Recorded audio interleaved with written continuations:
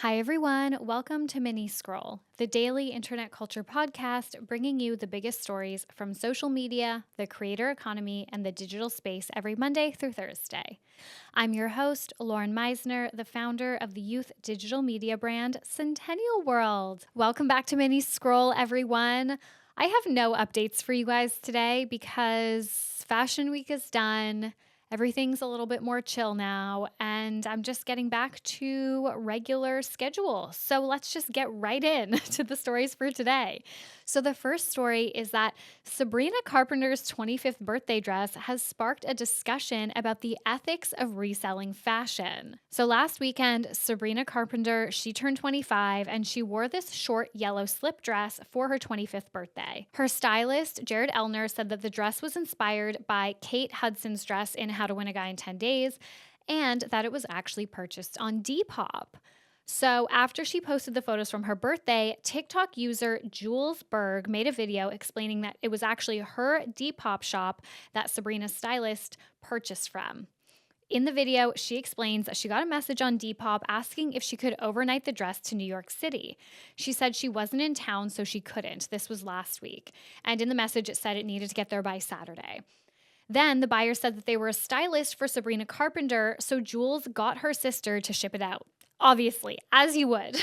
Jules said that she cropped the dress herself before selling it, so she kind of considers that she styled Sabrina Carpenter, which I thought was really cute. And she, of course, was like, I don't know if Sabrina was actually going to wear it.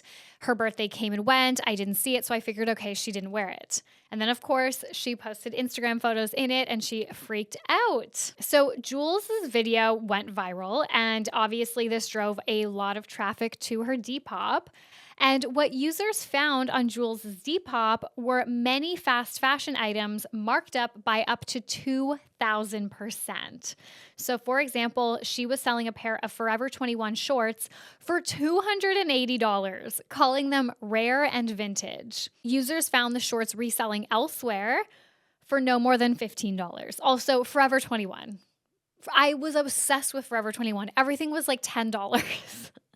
So $280 is wild. So then another TikTok user named K Money, she found Jules's burner Depop account that Jules uses to buy the clothing, and then she sells it on her official account. So she found this to compare how much Jules is paying for items versus how much she's reselling them. So she found Hollister shorts that Jules had purchased a few weeks ago off her burner account. She paid $35 for them. And then on her main Depop account, she was reselling them for $90. So all of this has brought about many mixed reactions. On one side of the internet, there's people saying get your bag. That's what thrift flipping is, and kind of, criticizing the users who are digging into Jules's Depop history and what's going on there, because that is just a common thing that happens on Depop. Depop sellers, this is how they function. It's not unique to Jules, and it kind of feels a bit like a pile-on just because of the Sabrina Carpenter thing.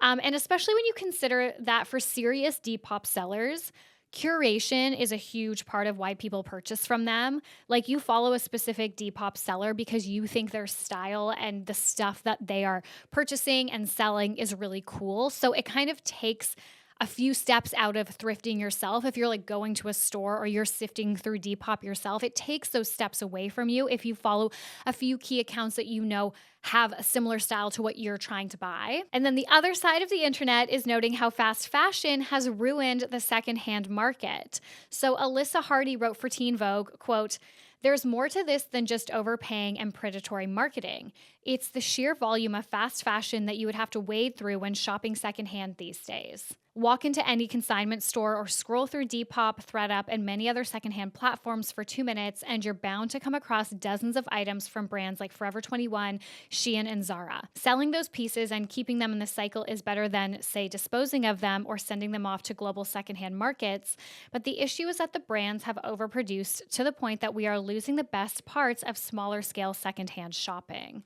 And that's so true. Even when I keep talking about myself like I'm elderly, but I feel the culture in general, just in the world has changed so much because of platforms like TikTok and just like the rise of social media in the last like 10 years. When I think about like thrifting, when that was really popular, when I was in my late teens and early 20s, and all of us were like thrifting a lot, you were not seeing Forever 21 at thrift stores or any type of fast fashion. That's not what you found at thrift stores. It was usually higher quality items that were going to last. But now there's this like ethical dilemma where it's like for resellers, for example, like thrift flippers on Depop, if they're buying something at a very, affordable rate and they're reselling it, but the quality of clothing or item that they're reselling is just not there. And, it's like a Forever 21 quality, which is not going to last very long. And somebody's paying $90 for it. Is that predatory? And as this Teen Vogue article notes, there is a lot of onus that needs to be placed on these brands for their overproduction. So I don't know. I thought that this was just really interesting. It's a pretty online story, but it's obviously about a pretty mainstream celebrity, and it brings about a very interesting discussion that's happening in fashion right now. All right, the next story that I have for you guys is that Taylor Swift is trying to trademark Female Rage the musical. So it was recently discovered that Taylor Swift filed a trademark in the US for Female Rage the musical. The Female Rage the musical trademark has been filed with the intention of seeking the rights to produce musical sound recordings, jewelry, clothing, live performances, as well as additional merchandise. Taylor recently used the term to describe the Tortured Poets Department segment of the Eras Tour, writing on Twitter on May 13th, quote, "This post is dedicated to the new Tortured Poets section of the Eras Tour, aka Female Rage the musical, and to everyone who made these memories so magical." Though a full-on musical with Tortured Poets Department would be sick, I'm actually like a massive fan of the album. I liked it when it first came out, and now I'm like obsessed. I can't stop listening to it. And you guys know I don't like slow songs normally.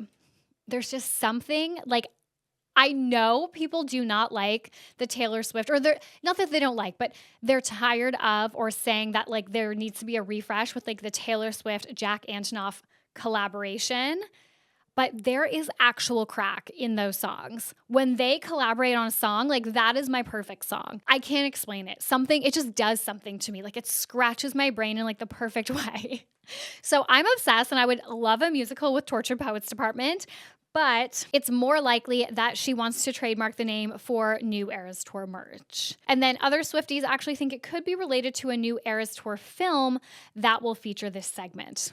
But again, who knows? Okay, so also speaking of Taylor Swift, I considered if I wanted to discuss that commencement speech from the Chiefs player, who I won't even dignify with a name, but I decided against it because he's a loser and I don't want to give him any more airtime. So just know me ignoring it was intentional, and this is me ignoring it, even though I just mentioned it. Okay, and the last story that I have for you guys is Sophie Turner has opened up about her split from Joe Jonas in a new interview. This is like a celebrity, like mainstream celebrity heavy episode.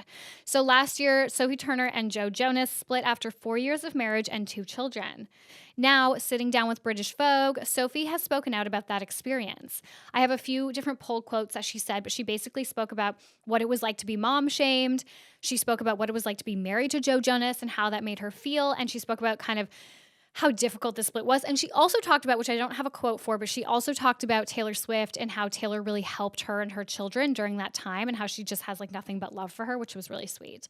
So she said, quote, "I mean, those were the worst few days of my life," she said about the early days of the split. "I remember I was on set. I was contracted to be on set for another 2 weeks, so I couldn't leave. My kids were in the States and I couldn't get to them because I had to finish Joan. And all these articles started coming out." So during those early days, Sophie was mom-shamed a lot by the public. There were paparazzi photos all the time of Joe with the kids and Sophie without them, or like going out. And obviously, as she explained prior, she still had a few weeks left of her contract, so she couldn't get to her children when the news broke. She said, quote, "It hurt because I really do completely torture myself over every move I make as a mother. Mom guilt is so real. I just kept having to say to myself, none of this is true. You are a good mom and you've never been a partier." And then she dropped a bit of a bombshell about how she felt being married to Joe, saying, quote, "There was a lot of attention on the 3 brothers and the wives. Well, we were always called the wives, and I hated that. It was kind of this +1 feeling.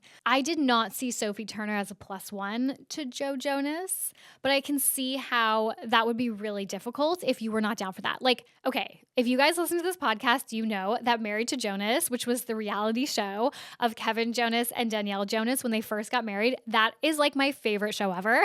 I miss it so much. I'm so sad. I think it only had 2 or 3 seasons. I'm so sad it got canceled. It's such a good show. And Danielle Jonas is built for this. Like, she was built to be a supportive wife and just holds down the fort, holds down the family while her husband is out being a Jonas brother. Like, she does that so well, and it seems to actually make her happy. But I can understand how for, Priyanka or Sophie or other women who would come into the family who are chasing their own stardom, their own careers in that different kind of way, how it would be difficult. You would always feel in someone's shadow. So I get it, because the Jonas Brothers, they're such like an institution, They're like this iconic kind of Hollywood Disney institution. So she did say that she is unhappy with how the divorce played out publicly, but then called Joe a great father and said she's confident that they will work it out as co-parents. She also talked about how in those days she would call her lawyer and just say, like, I can't do it. Like, I just can't keep going. Like, this is so hard with all the paparazzi and the media attention. And it's like, I really appreciate that she spoke out about that. And it was really recent, right? Like, sometimes I think celebrities come out, women celebrities will come out and talk about how they were shamed or treated by the media, but it will be sometimes like a decade on, it'll be a very long time ago. So it makes us as the public and as journalists and whatever, like, it makes it easier for us to remove ourselves from that and be like, well, that was a different time. We didn't know better. Or like, that's just how we treated women. Or like, oh my God, can you believe we did that? We would never do that now. Her talking about this and being so open about how difficult this was for her mental health, that's really powerful, because it literally was just last year. And I hope that this makes people reconsider how they covered that whole divorce. All right, guys. Well, that's it for today. Thank you so much for listening to Mini Scroll. I love you guys. Please rate, review, and subscribe. It helps me so much. It helps me grow. There will be a deep dive for you guys tomorrow, and then I will talk to you on Monday. Bye.